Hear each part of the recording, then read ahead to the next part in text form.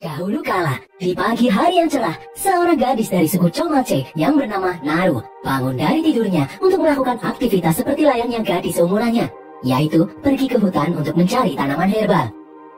Tidak seperti gadis lain, Naru memiliki naluri untuk menjadi seorang pemburu. Di langit, Naru mendengar suara aneh yang menggelegar. Terlihat sebuah benda aneh bergerak di langit. Di tepi sungai, Naru berbincang-bincang dengan kakaknya, tapi yang seorang pemburu hebat. Naru bercita-cita menjadi seperti kakaknya itu. Namun syarat untuk menjadi seorang pemburu, Naru harus melakukan perburuan binatang buas yang sedang memburunya. Naru memberitahu kakaknya kalau barusan dia mendengar suara gemuruh di langit. Naru menganggap itu adalah tanda kalau dia akan segera melakukan perburuan pertamanya. Karena Naru sangat ingin menjadi seorang pemburu seperti kakaknya. Siang harinya, Naru pun kembali ke rumahnya. Naru menemui ibunya yang seorang tabib. Dari ibunya inilah Naru bisa memiliki keahlian meracik obat-obatan herbal. Ibu Naru lalu menyuruh Naru untuk mencari bunga kuning karena dia sudah kehabisan stok. Naru pun kembali masuk ke dalam hutan.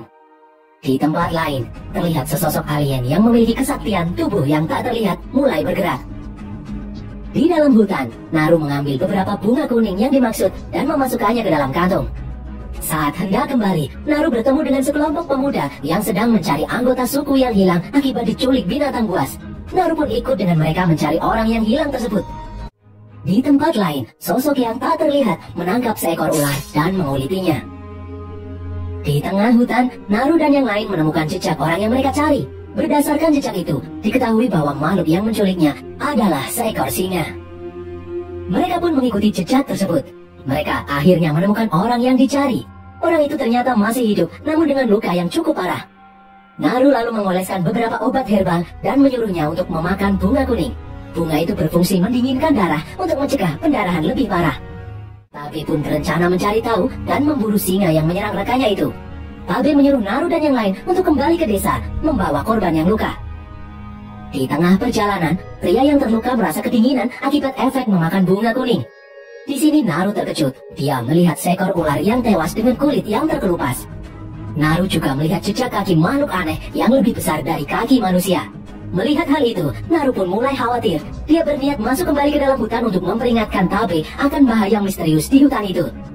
Naru memberitahu kakaknya kalau dia menemukan jejak kaki misterius. Namun Tabe menyuruh Naru untuk tetap fokus karena saat ini mereka ada di dalam sarang singa. Naru memiliki ide untuk memancing singa itu keluar, sementara dia akan ada di atas pohon untuk menyerang singa itu. Tabe pun setuju. Mereka pun mulai bergerak. Naru dan rekannya mulai memanjat pohon, sementara kakaknya pergi memancing singa untuk keluar. Tiba-tiba rekan Naru dicaplok oleh singa. Singa itu lalu mengincar Naru. Naru yang terpojok kemudian terjatuh. Di dalam desa, Naru terbangun dari pingsannya. Sang ibu memberitahu kalau kakaknya telah menyelamatkan Naru dari terkaman singa. Ibu menyuruh Naru untuk istirahat dan meminum obat. Di luar, Tabe pulang dengan berlumuran darah dan membawa tubuh singa yang tewas. Hal itu membuat kepala suku bangga dan menobatkan Tabe menjadi panglima perang. Semua orang pun bergembira. Namun di sini, hanya Naru yang merasa khawatir. Naru berniat membuktikan hal itu, namun Tabe melarangnya dengan keras. Bukannya Tabe tidak percaya, tetapi dia tidak ingin adiknya ini terluka karena menurutnya Naru belum siap untuk menjadi seorang pemburu. Keesokan harinya, Naru terbangun dari tidurnya untuk melakukan aktivitas. Namun hari ini, Naru pergi ke arah yang lain. Di dalam hutan, Naru menemukan bercak darah aneh yang berwarna hijau dan jejak kaki misterius sama seperti sebelumnya. Di padang rumput, alien yang memiliki penglihatan dengan merasakan sensor panas mengincar seekor serigala. Dengan mudah, alien itu membanting serigala dan membunuhnya. Alien itu lalu memotong dan mengambil kepala serigala. Keesokan harinya, Naru melanjutkan misi mencari sumber jejak misterius. Di tempat lain, Naru dan anjingnya melihat penampakan puluhan banteng yang tewas dan tubuhnya dikuliti dengan kejam. Naru pun berdoa untuk arwah-arwah banteng yang tewas itu. Di belakangnya, sang alien menemukan jejak pergerakan Naru. Di saat Naru sedang membersihkan kapaknya, dia mendengar sesuatu. Dia pun memeriksanya. Dari atas, Naru melihat seekor beruang yang sedang memakan mangsanya.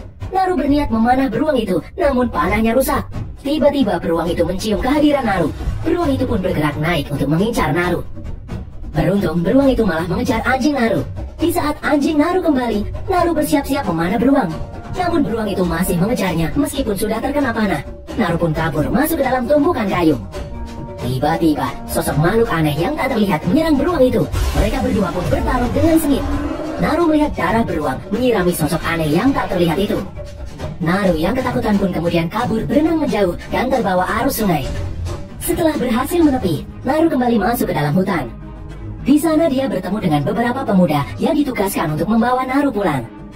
Beberapa saat kemudian, 3 cahaya aneh menyinari tubuh salah satu pemuda. Tiba-tiba muncul 3 panah menancap di 3 titik cahaya itu. Pemuda itu pun tewas, membuat semua orang yang ada di sana panik. Salah satu pemuda berhasil memanah makhluk itu. Sosok aneh itu pun memperlihatkan wujud aslinya, yaitu seekor alien predator. Pemuda-pemuda itu mencoba melawan, namun predator membunuh orang-orang itu. Di sisi lain, Naru mencoba mengambil kapak miliknya dan melepaskan ikatanya. Melihat rekan-rekannya dibantai dengan sadis, Naru pun kabur. Di saat Naru kembali masuk ke dalam hutan, kakinya terkena jebakan.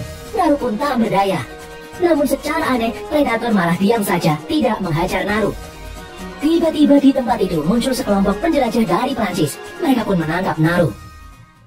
Malam harinya, Naru terbangun di dalam kerangkeng.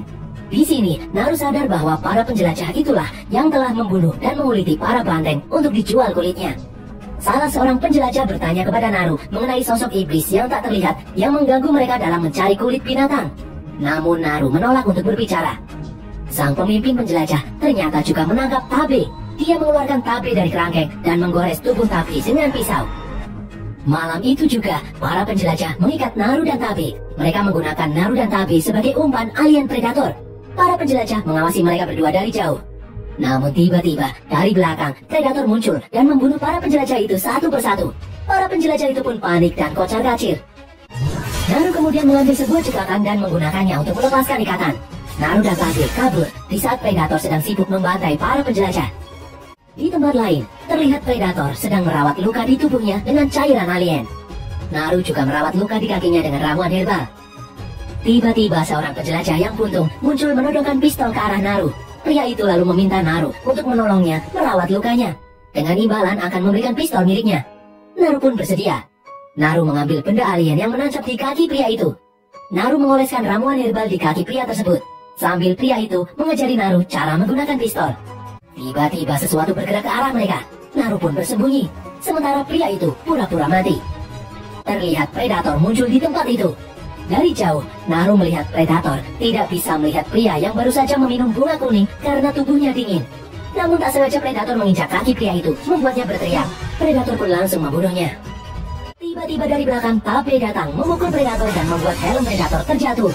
Ternyata, panah predator terbang dan berbelok menancap tepat di titik yang terkena cahaya laser. Predator pun kembali mengenakan helmnya. Dari belakang, Naru mengalihkan perhatian predator dan membuat Tabe berhasil menombak predator itu. Namun predator masih bisa bergerak. Tabe dan predator pun bertarung. Tiba-tiba predator muncul, menusuk dada Tabe dan membunuhnya. Naru pun kabur masuk ke dalam hutan. Di saat sedang membersihkan darah di tubuhnya, Naru syok mengetahui kakak tercintanya kini telah tiada. Naru memakan bunga kuning dan mulai bersiap-siap. Mendengar pergerakan predator yang datang ke sana, Naru pun bangkit. Dan berhasil, predator bergerak melewati Naru seolah-olah tidak melihatnya. Dari belakang, Naru menembak predator, mengambil helmnya dan masuk ke dalam hutan. Di sana Naru sudah menyiapkan berbagai jebakan. Di saat predator itu datang, dari atas pohon, Naru melompat dan menghajar predator bertubi-tubi. Anjing Naru kemudian muncul mengalihkan perhatian. Naru pun kembali bersembunyi. Predator melompat di antara pohon dan terkena jebakan Naru. Naru berhasil memotong lengan predator. Predator yang marah kemudian menghajar Naru dan memojokkannya. Naru memotong gigi predator dan menancapkannya. Naru pun berhasil lolos. Naru kembali bergerak menyerang kaki predator dan menariknya masuk ke dalam lumpur hisap. Namun predator dengan mudah kembali naik ke permukaan. Predator yang marah mengeluarkan panah dan menembakkannya. Namun dia tidak sadar helmnya ada di sampingnya menyinari kepalanya sendiri dengan sinar laser. Predator pun tewas terkena senjatanya sendiri. Beberapa saat kemudian, Naru kembali pulang dengan membawa kepala predator. Naru berhasil membalaskan dendam kematian kakaknya. Berkat keberaniannya ini, sang kepala suku menobatkan Naru menjadi panglima perang menggantikan kakaknya. Tak berapa lama kemudian, 3 pesawat alien predator kembali masuk ke bumi.